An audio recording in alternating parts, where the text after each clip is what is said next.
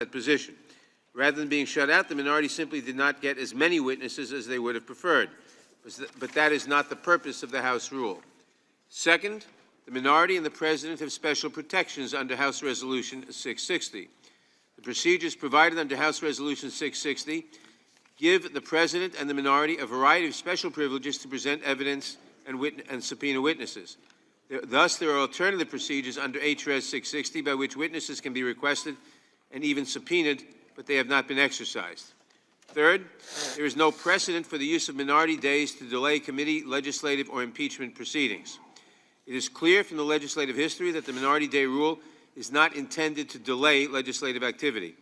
Again, as the Committee on the Organization of the Congress explicitly explained, we do not look upon this rule as an authorization for delaying tactics, unquote. The minority day rule was made part of the House rules in 1971, but it was not invoked in either the Nixon or Clinton impeachments. As a matter of fact, the only precedent I am aware of in the context of impeachment took place several weeks ago in the Intelligence Committee. There, the minority also requested a day of hearings, even though they also had witnesses participate in their proceedings. The minority ultimately did not raise a point of order. While they did offer an amendment claiming that the minority day rule had been violated, that amendment was rejected by the committee. Thus, there is no precedent supporting the gentleman's point of order, and the one precedent we have indicates that a point of order does not lie to delay consideration of articles of impeachment.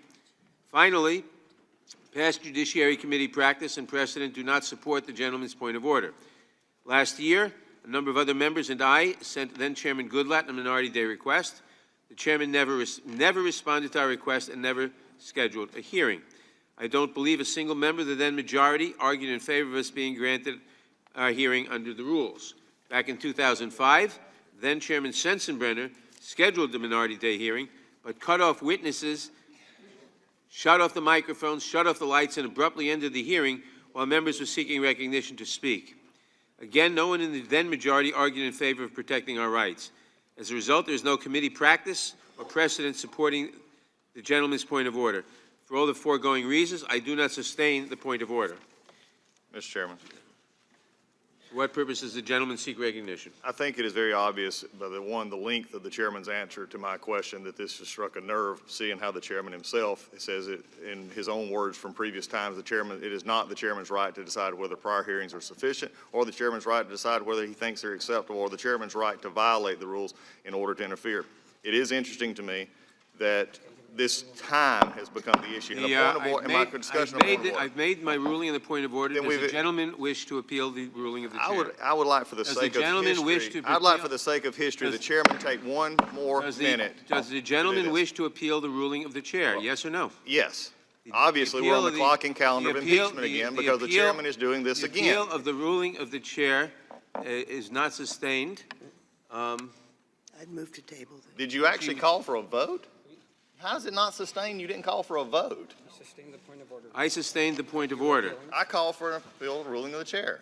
Now I call for a vote. I sustained the point. I ruled that the point of order is not well taken. Well, that's painfully obvious. I've appealed the ruling of the chair. And I move to table. The gentleman has appealed the ruling of the chair. The gentlelady has moved to table the appeal of the ruling of the chair. The motion to table is not debatable. All in favor of the motion to table, say aye. Aye. Opposed, no. Nope. The appeal of the ruling of the chair is tabled. We will now proceed to amendments. Roll call. The gentleman asked for roll call on the motion to table the appeal of the ruling of the chair. The clerk will call the roll. Mr. Nadler? Aye. Mr. Nadler votes aye. Ms. Lofgren? Yes. Ms. Lofgren votes yes. Ms. Jackson-Lee? Yes. Ms. Jackson-Lee votes yes. Mr. Cohen? Aye. Mr. Cohen votes aye. Mr. Johnson of Georgia? Aye. Mr. Johnson of Georgia votes aye. Mr. Deutsch? Aye. Mr. Deutsch votes aye. Ms. Bass? Aye. Ms. Bass votes aye. Mr. Richmond? Yes. Mr. Richmond votes yes. Mr. Jeffries? Aye. Mr. Jeffries votes aye. Mr. Cicilline? Aye. Mr. Cicilline votes aye. Mr. Swalwell? Aye. Mr. Swalwell votes aye. Mr. Liu? Mr. Raskin? Aye. Mr. Raskin votes aye. Ms. Jayapal? Ms. Jayapal votes aye. Ms. Demings? Ms. Demings votes aye. Mr. Correa? Aye. Mr. Correa votes aye. Ms. Scanlon? Aye. Ms. Scanlon votes aye. Ms. Garcia? Aye. Ms. Garcia votes aye. Mr. Neguse? Aye. Mr. Neguse votes aye. Ms. McBath? Aye. Ms. McBath votes aye. Mr. Stanton? Aye. Mr. Stanton votes aye. Ms. Dean? Aye. Ms. Dean votes aye. Ms. McCarcel Powell? Aye. Ms. McCarcel-Powell votes aye. Ms. Escobar? Aye. Ms. Escobar votes aye. Mr. Collins? No. Mr. Collins votes no. Mr. Sensenbrenner? No. Mr. Sensenbrenner votes no. Mr. Shabbat? No. Mr. Shabbat votes no. Mr. Gomert? Mr. Gomert votes no. Mr. Jordan? No. Mr. Jordan votes no. Mr. Buck? Mr. Buck votes no. Mr. Radcliffe? No. Mr. Radcliffe votes no. Ms. Roby? Ms. Roby votes no. Mr. Gates? Mr. Gates votes no. Mr. Johnson of Louisiana? Mr. Johnson of Louisiana votes no. Mr. Biggs? Mr. Biggs votes no. Mr. McClintock? No. Mr. McClintock votes no. Ms. Lesko? Ms. Lesko votes no. Mr. Reschenthaler? Mr. Reschenthaler votes no. Mr. Klein? No. Mr. Klein votes no. Mr. Armstrong? No. Mr. Armstrong votes no. Mr. Stubbe? No. Mr. Stubbe votes no. Has everyone voted who wishes to vote? The clerk will report. Mr. Chairman, there are 23 ayes and 17 noes. The appeal of the ruling of the chair is tabled. We will now proceed to amendments. The clerk will read the first section of the resolution. H.Res. 755, impeaching Donald John Trump, President of the United States, for high crimes and misdemeanors. In the House of Representatives, December 10, 2019, Mr. Nadler submitted the following resolution, which was referred to the Committee on the Judiciary. Resolution, impeaching Donald John Trump, President of the United States, for high crimes and misdemeanors. Resolved that Donald J. Trump, President of the United States, is impeached for high crimes and misdemeanors, and that the following articles of impeachment be exhibited to the United States Senate. Articles of impeachment exhibited by the House of Representatives of the United States of America in the name of itself and of the people of the United States of America against Donald J. Trump, President of the United States of America, in maintenance and support of its impeachment against him for high crimes and misdemeanors. I now recognize myself for purposes of offering an amendment in the nature of a substitute. The clerk will report the amendment. Amendment in the nature of a substitute to H.Res. 755, offered by Mr. Nadler of New York. Strike all that follows after the resolving clause and insert the following. Without objection, the amendment shall be considered as read. Without objection, the amendment shall be considered as base text for further amendment.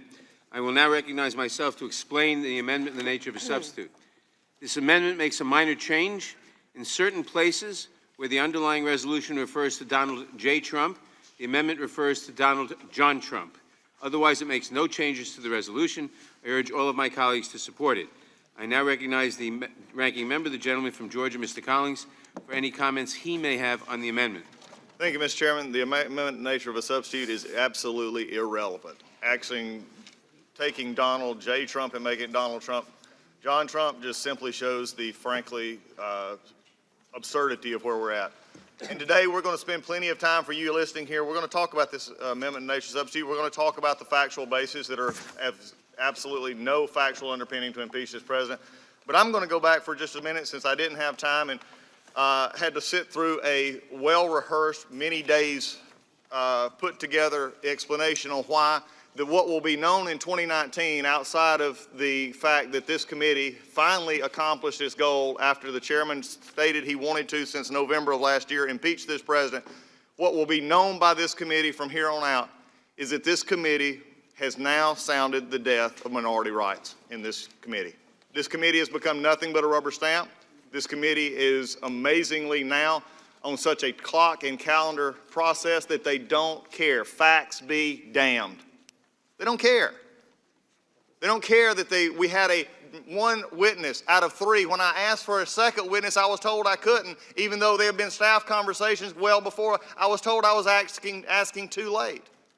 One witness out of two panels, that's all we had of fact witnesses.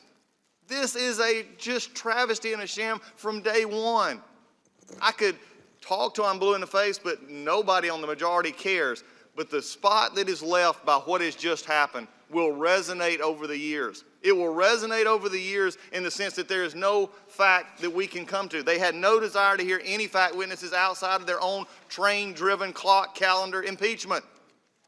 For the chairman himself, who vehemently fought for minority hearing days, to sit there and read that is an amazing statement and a crushing blow to this committee.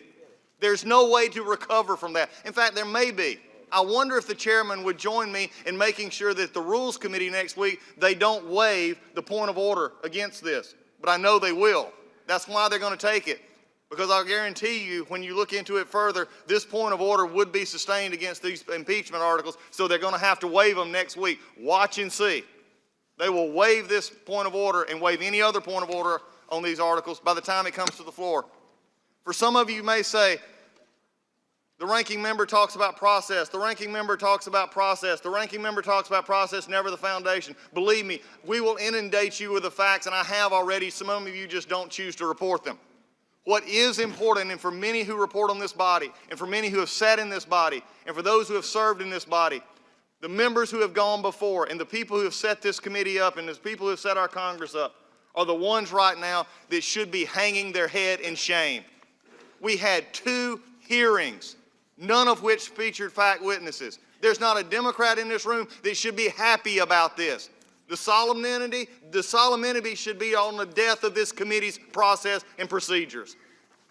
Don't give me the solemnity about impeaching a president. You've been wanting to do that for a long time. You ought to take it and just rejoice. Go at it, because this is what you wanted. But when it comes to the hearing, when it comes to the minority rights, when it comes to one that in which we have seen time after time after time, in which I have had to write this chairman multi-page letters on the abuse of procedural issues in this committee, this is a travesty. Write about it if you want, talk about it if you want, but the American people see it, because the American people understand inherently fairness. They understand due process. Why? Because it's what America was based on. It is what America takes pride in. And when we don't have it, nobody can have it. When we don't have fairness in this committee, how can they stand up and say, on the 2 weakest articles of impeachment in the history of this country, honestly, with a straight face, look at the American people and say, we did good? No, you didn't. You stained this body. You've taken this committee and made it a rubber stamp. Did any of the majority run to be a rubber stamp to get the majority? I know the minority on this side did not. You know why I know why we've become a rubber stamp? Because my chairman said so 20 years ago. He said so 20 years ago when he said, if the committee only accepts what other people give them and do not on their own verify it and thoroughly vet it, then we are nothing but a rubber stamp. Mr. Chairman, you should have run for a chairmanship, I believe, more than to be a rubber stamp for Mr. Schiff and Ms. Pelosi. We already knew this committee was overrun and overtaken because Mr. Schiff and Ms. Pelosi took it from us earlier this year. There's the first embarrassment, and the rest of it has been an embarrassment since. So as we look at this and as we go forward, we'll have plenty of time to show the complete farce of substance. But, Mr. Chairman, what will live from this day is your ruling and the majority's ruling of minority rights are dead in this Congress, and especially this committee. I yield back. Move to Gentleman yields back. Are there any Chairman. amendments to the amendments? Mr. Chairman. Are there any amendments to the amendment? Chairman, made move to strike last substitute? word. For what purpose does Mr. Deutsch seek recognition? Move to strike the last word.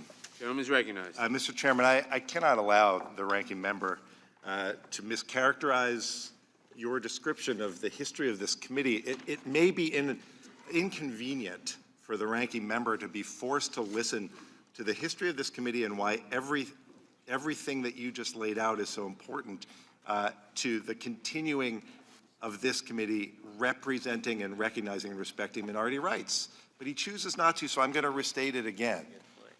I appreciate the ranking member for acknowledging that they had the opportunity to call witnesses. And that's consistent with the rules. But to then turn around and suggest that the rules are being trampled, the rules are dead, ignores everything that you just laid out. More than 50 years ago, the Joint Committee on the Organization of Congress made clear in their report to the House and Senate that it's normal procedure for witnesses representing both sides of the issue to give testimony at committee hearings.